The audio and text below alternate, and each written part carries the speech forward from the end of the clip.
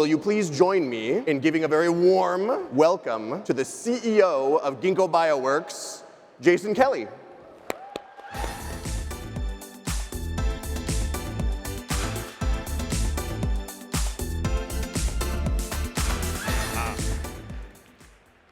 Welcome to Ginkgo Ferment. I want to start by thanking Quinn Berkman and the Ferment team for putting together this gorgeous venue we all get to experience today. Let's do a round of applause. So I will start by saying the thing that gets me the most excited about Ferment is that all of you are here. Okay, this is a very self-selected group of people. You're interested in how to apply AI to biotechnology, synthetic biology, automation, biosecurity, and you have an unbelievable range of different backgrounds. So you should really all meet each other. And to support that, we have over here a really cool button station where you can pick out the biotech button that best describes your vibe, okay? And ask people about that, get to know them. We do Ferment to get you all here in the same room. Also today, we're going to have 17 of our customers up here for lightning talks. We heard from you last year. This was what people liked the best. You're getting more of it.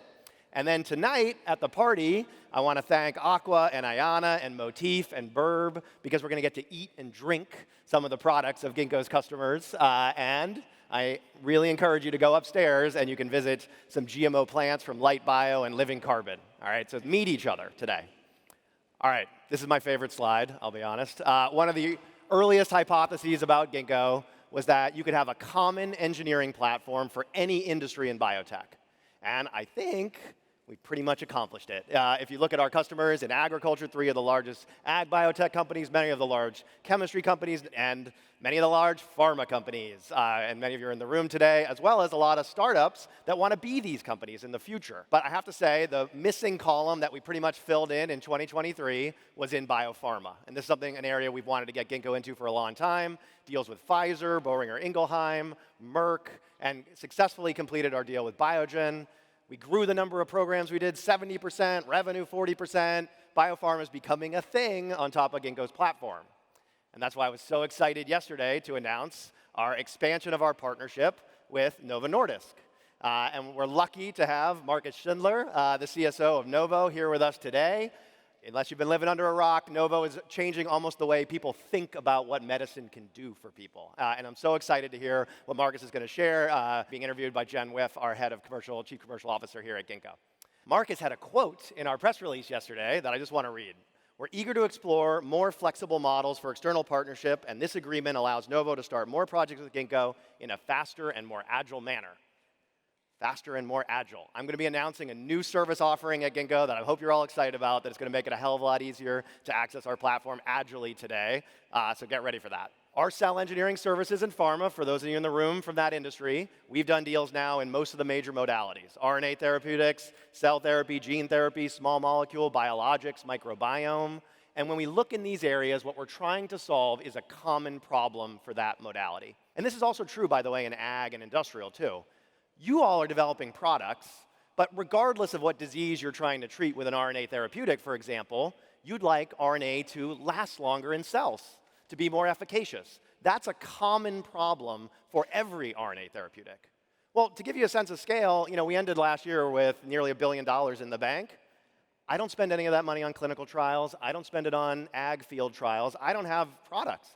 I spend it on things like that robotics infrastructure over there that you really need to go see that we build in-house at Ginkgo. I spend it on trying to solve these common problems in these areas that'll be relevant to your industry. So come tell us what is the thing you'd like to solve. What are those pre-competitive common problems? We want to work on them.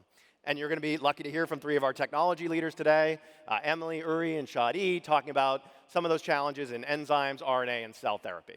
It's not just biopharma that grew last year. We love all of our customers in these other industries as well. We grew 78 new programs last year. So that's more than 1 new R&D partnership a week with you all. That's 30% growth. And you'll see many of our lightning talks are going to be across an incredible range of industries. I think you're really going to enjoy hearing what people are doing with it. OK, so our cell engineering solutions, I'm really happy with it. It's growing well. I love the pharma thing. But I have to admit, I'm a student of the tech industry, and I'm a little jealous of how I see they've organized themselves. So you've probably heard about a company called NVIDIA. It just hit $2 trillion in market cap, all right? They sell GPUs. They sell these semiconductor processors. Amazing thing about NVIDIA, They don't have a semiconductor fab.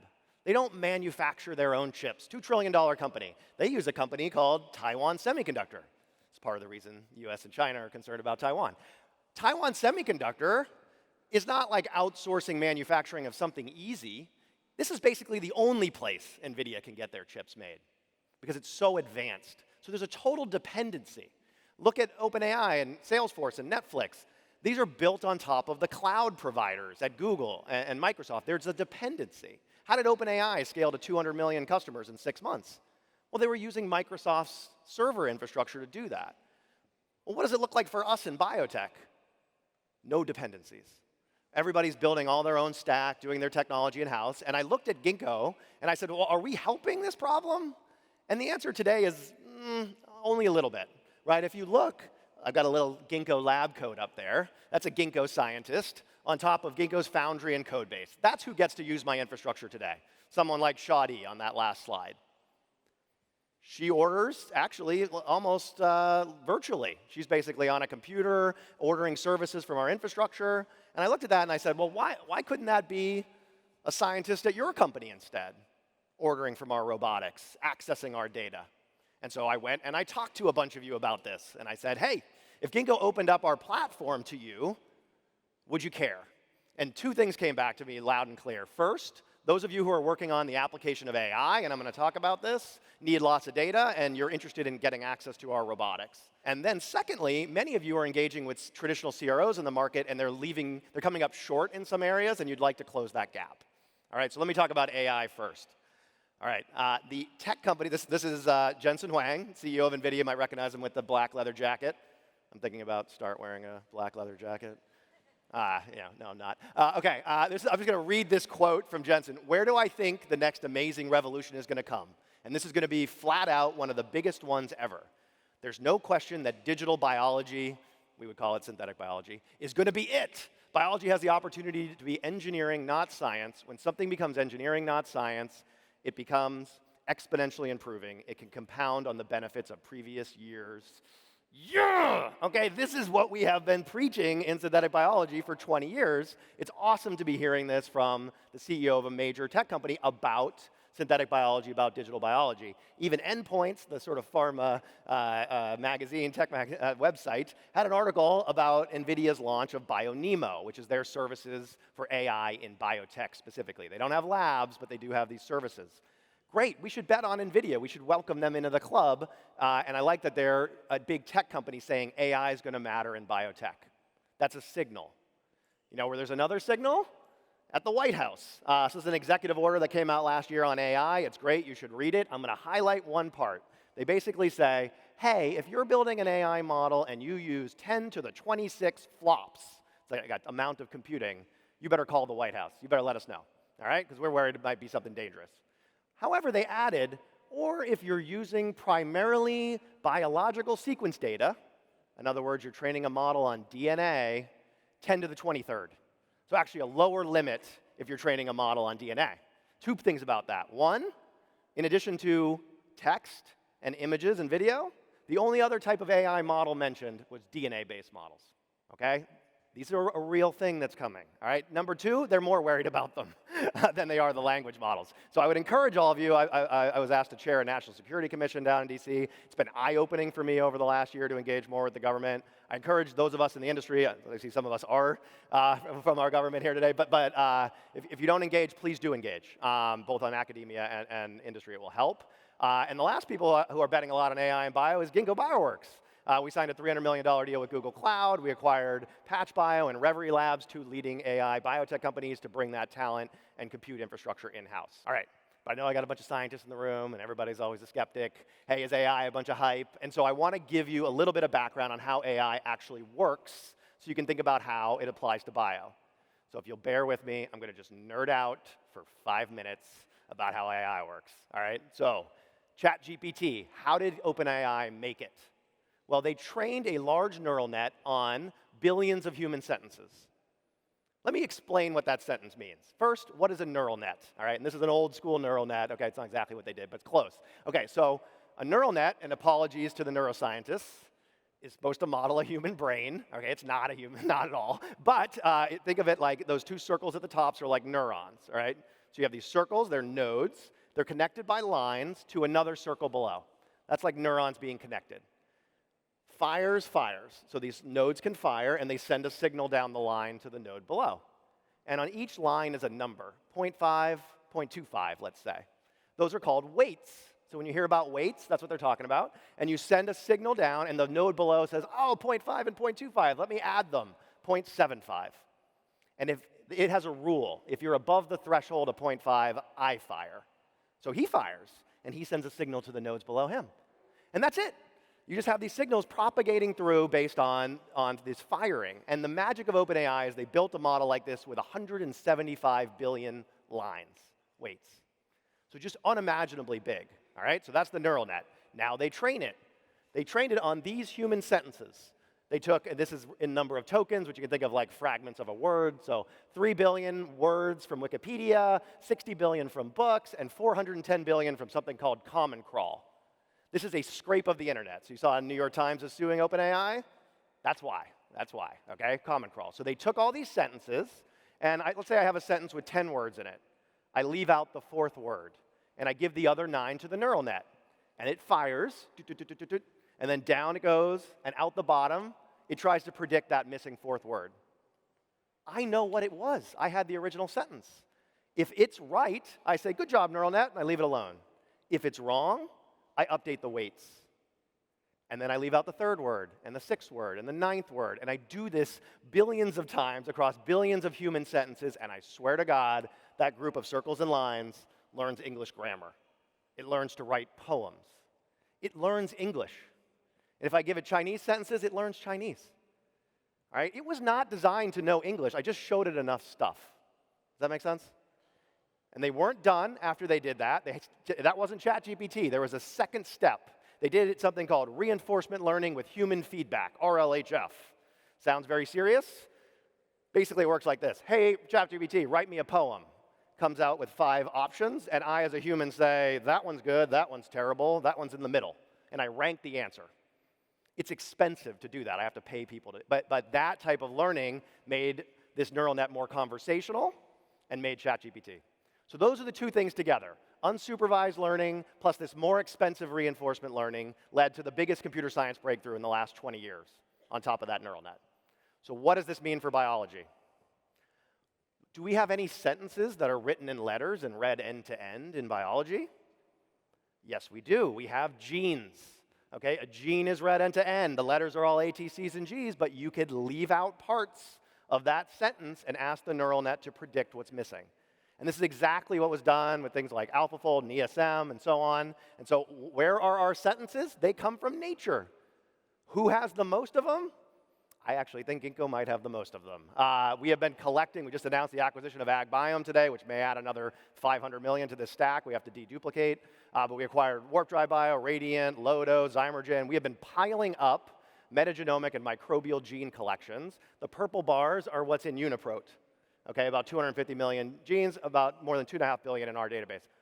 This has only been available to Ginkgo scientists and AI engineers until today. So one of the things I want to do in the interest of people building on top of each other in the industry is we're opening up this database.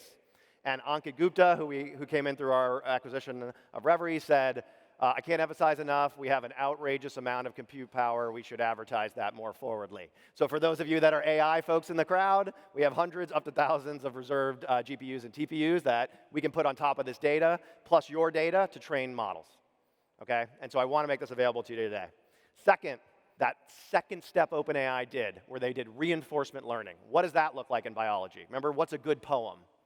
Well, these models are going to generate DNA designs. And you're going to want to say, hey, design me a protein that binds well. And you're going to want to measure in the lab, does this design bind well? You're going to say, make it more soluble, make it less viscous, whatever. You're going to measure those characteristics, and that's the equivalent of giving feedback to the model about whether it's doing a good job. That is expensive because it's lab work. And so the other thing I'm excited to announce today is lab data as a service.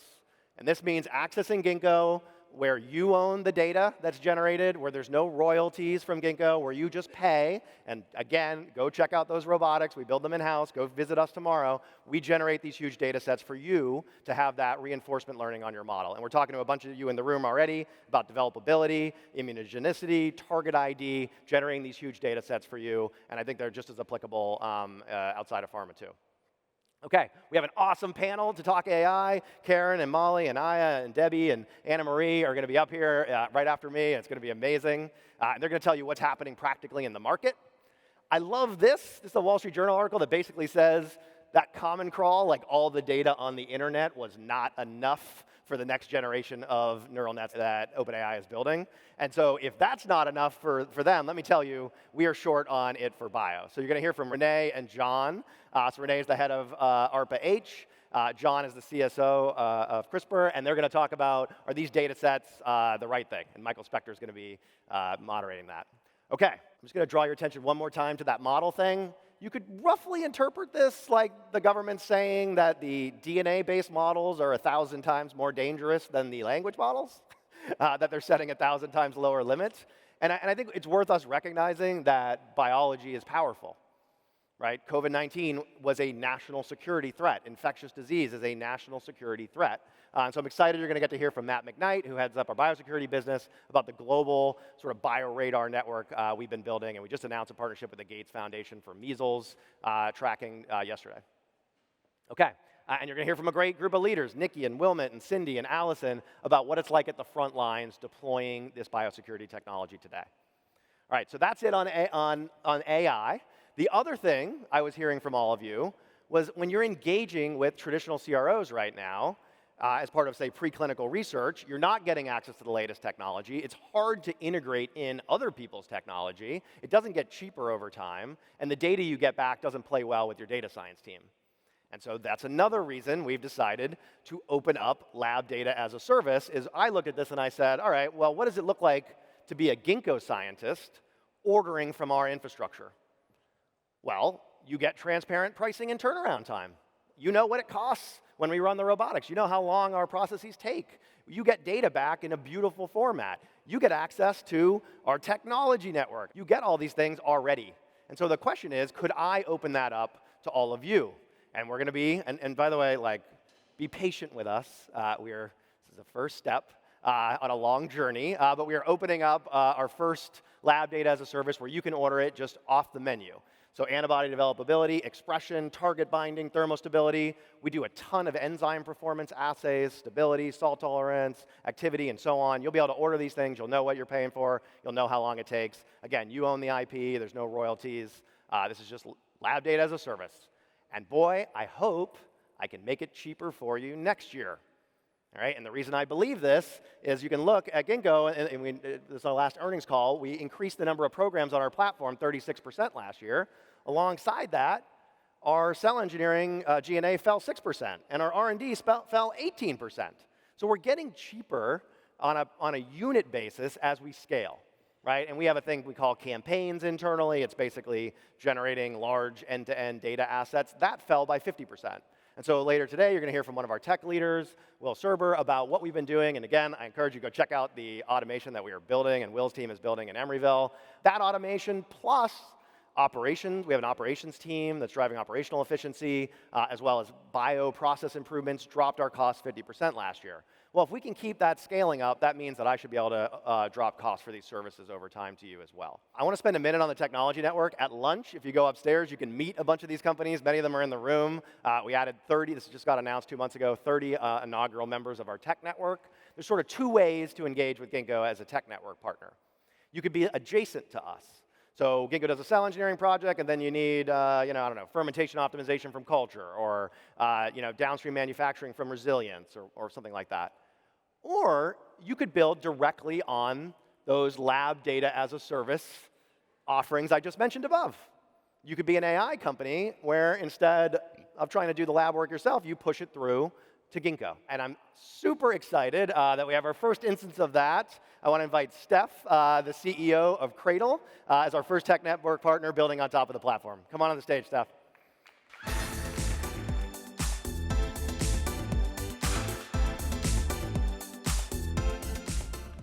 Thanks, everyone. It's really excited to be here. My name is Steph, and I'm one of the co-founders and CEO of Cradle. And we're one of the first partners of the Ginkgo Technology Network that will be building directly onto the Foundry. And I'm super excited to talk to you a little bit about what that's going to entail today. So Cradle is a generative AI platform for engineering proteins. And we've been focusing mostly on building software to make these types of techniques super accessible to any one of you. A lot of biotech companies out there don't want to hire 20, 30 ML engineers to go build models for them, and so we provide best-in-class machine learning software that you can directly use on the internet, share with your CRO, and work with your team. Now, why would you want to be using this type of generative AI to improve and engineer your proteins? This is, I think, a really great example of a customer that we've worked with that we're trying to improve activity, thermostability, and a lot of the cool assays that we just talked about for a P450, which is typically a pretty finicky enzyme to be working with. So our customers spend about 10 rounds of optimization on this protein, and they told us we're really about to shut it down because we can't get to target product profile to make this a commercially viable molecule.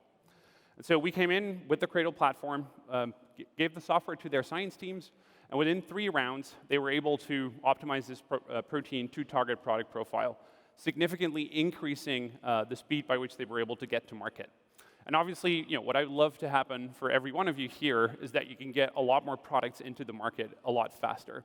Were it not for Cradle, in this instance, this molecule would have never made it to the market. So what are we doing with Ginkgo? And it's basically what Jason has been saying to you just before. One of the first partners that are going to be integrating directly with the Foundry here. So if you're a team of scientists and you really want to start working on your molecule, but you don't have the bandwidth to build a workflow, you don't want to build and train custom models, you can come to Cradle and build directly onto the Ginkgo platform.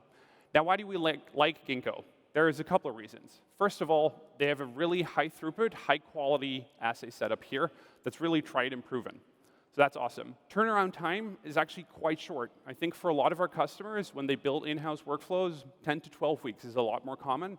What you're seeing here on the slide, 6 weeks turnaround time. That means you could double your time to market. And it's very scalable, very predictable. So how would that work? This is what Cradle looks like today. You would go onto it, sign into it, work with your science team to really select the right set of sequences that you want to then go and build. And then typically what would happen today is there's a little download my sequences button there. People would go to Twist, order their libraries, get everything to be built, sent to them, and then they would run the experiments themselves and bring the data back. With Ginkgo, you will now have the Built with Ginkgo button that will get here, where you can directly order some of these amazing assays on the platform and get tested straight away. And within 6 weeks, you'll get an email into your inbox that all of your experimental data is ready for analysis to maybe go another round. So we're announcing today our first launching customer, ScienceCo, formerly known as Solvay for some of you, to really deliver that impactful result to them in a short amount of time. Really excited to be here today. We'll be upstairs during lunch, and we'll be roaming around. You can see the little Cradle logo here. So find me if you're interested in using the surface as well. And excited to be here again. Thank you.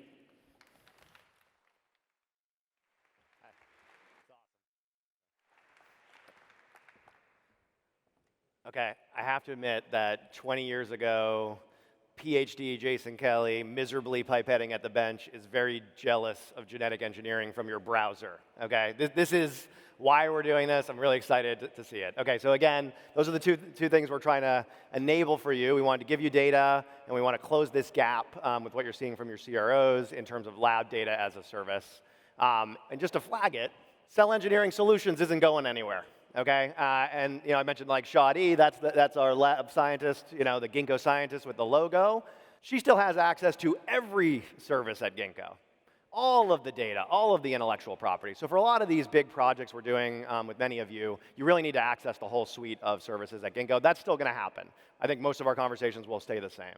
But I want you to take a look and watch that website, and we'll send you announcements as we add more to lab data as a service, where over time, it should ultimately get to the point where you have access to the same set of infrastructure that Shadi does.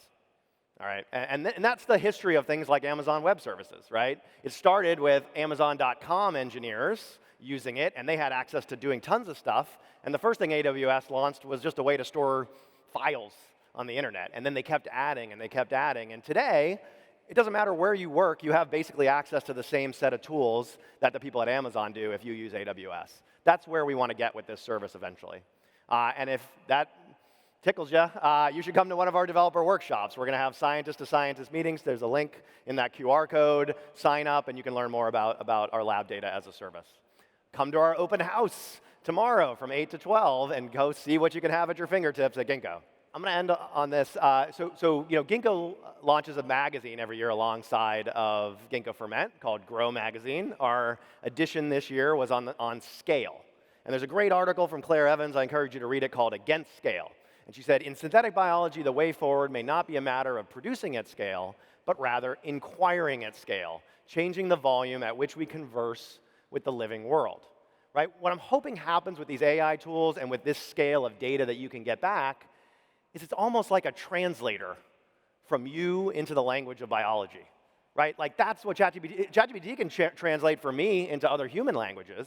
Why can't these neural nets also ultimately translate to let us communicate and inquire at scale with biology? And I know that sounds crazy, but I just want to show you two photos that mean a lot to me that shows that this has happened before. So this is a photo of Tom Knight right here in the front row, my co-founder here at MIT in the early 1970s, standing in front of his master's thesis, which was a refrigerator-sized mini computer. All right, if you wanted to program that thing back then, you better have been Tom. You better have been an expert computer scientist surrounded by expert computer scientists who knows how to use an oscilloscope, okay, right? This picture up here on the right, this is my daughter Quinn last weekend, using ChatGPT, my GPT function to update the weights of a 1 trillion parameter neural net from the comfort of her living room. 50 years apart.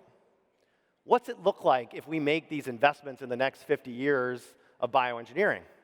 I'm excited. We're going to end today with a panel where you're going to hear from Alexis and Christina and Bruno, moderated by Christina, who are the two directors and the producer for Vesper. And it's an indie movie. It came out about a year ago. It is my pitch, the best biotech movie since Jurassic Park. Okay, and that is high praise from me, all right? And it is a bit dystopian, I'm not going to lie, but it envisions a beautiful world where there is a young female bioengineer named Vesper. And what they view in terms of what you can design with biology and how she does it is worth seeing, and we're going to show some clips from the movie. Also, if you want a little taste of that future today, back at the button stand, you can smell fragrance from Archaea. It is the scent of an extinct flower. It's for sale at Nordstrom's. It's like Jurassic Park in a bottle. And up in the back corner, I encourage you to go up and see 50 glowing petunias that we have in a display up there from Light Bio that have been engineered to glow in the dark. All right, and this is a little taste of what it's like when you start to expand the accessibility of this technology to more people. And I want to end with that. You know, Ginkgo's mission has been making biology easier to engineer since the day we started the company 15 years ago. It's always been a little bit like making biology easier to engineer for people that work at Ginkgo Bioworks. And when we are opening up our data and opening up our foundry, I think we're getting to be true to what we really wanted to do when we started this company, Tom, which is to make biology easier to engineer for all of you. And someday for all of our kids. And I think that's going to be just a beautiful world. Thank you for coming on that journey with us, and welcome to Ginkgo Ferment.